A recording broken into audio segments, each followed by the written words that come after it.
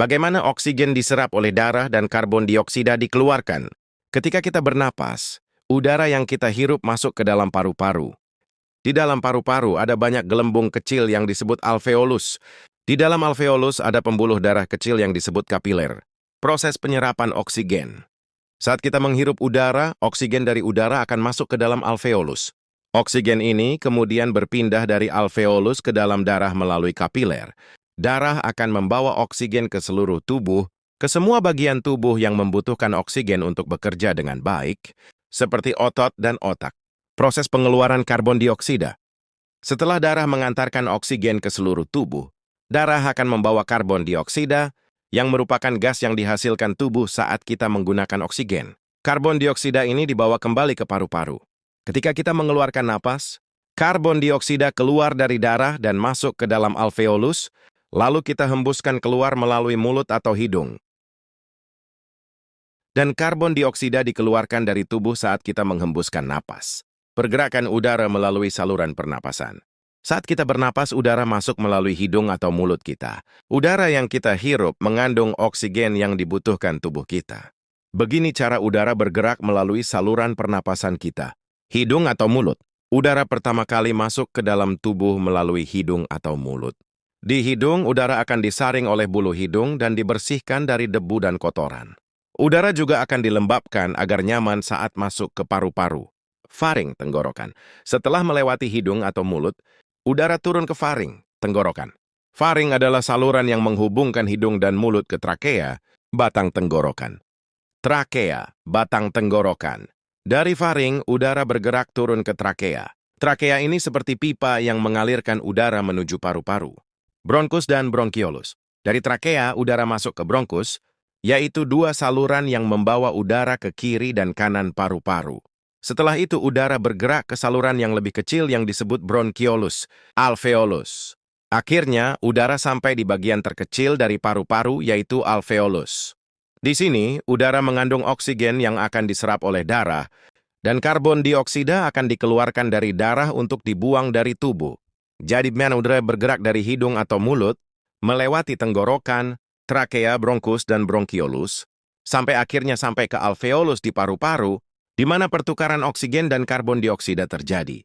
Bagaimana oksigen diserap oleh darah dan karbon dioksida dikeluarkan? Ketika kita bernapas, udara yang kita hirup masuk ke dalam paru-paru. Di dalam paru-paru ada banyak gelembung kecil yang disebut alveolus. Di dalam alveolus ada pembuluh darah kecil yang disebut kapiler.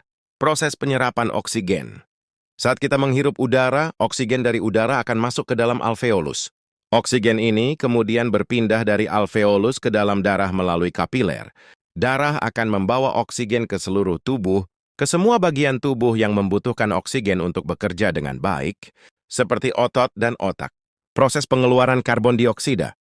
Setelah darah mengantarkan oksigen ke seluruh tubuh, darah akan membawa karbon dioksida, yang merupakan gas yang dihasilkan tubuh saat kita menggunakan oksigen. Karbon dioksida ini dibawa kembali ke paru-paru. Ketika kita mengeluarkan napas, karbon dioksida keluar dari darah dan masuk ke dalam alveolus, lalu kita hembuskan keluar melalui mulut atau hidung. Jadi, oksigen diserap oleh darah untuk dibawa ke seluruh tubuh, dan karbon dioksida dikeluarkan dari tubuh saat kita menghembuskan napas. Proses pertukaran gas oksigen dan karbon dioksida di alveolus paru-paru. Di dalam paru-paru kita, ada banyak gelembung kecil yang disebut alveolus. Alveolus ini seperti tempat di mana udara masuk dan keluar dari tubuh kita. Saat kita menarik napas, udara yang mengandung oksigen masuk ke dalam alveolus. Di dalam alveolus, ada pembuluh darah kecil yang disebut kapiler. Oksigen dari udara yang ada di alveolus akan berpindah ke dalam darah melalui kapiler. Pada saat yang sama, darah yang mengalir ke paru-paru membawa karbon dioksida, yaitu gas yang harus dikeluarkan dari tubuh. Karbon dioksida ini akan keluar dari darah dan masuk ke dalam alveolus.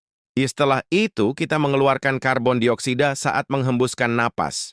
Jadi di alveolus paru-paru, oksigen masuk ke dalam darah dan karbon dioksida dikeluarkan dari darah.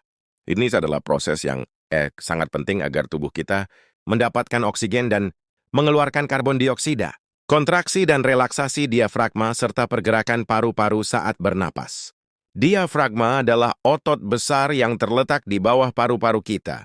Ketika kita bernapas, Diafragma membantu paru-paru untuk mengisi udara dan mengeluarkannya. Kontraksi diafragma terjadi saat kita menarik napas.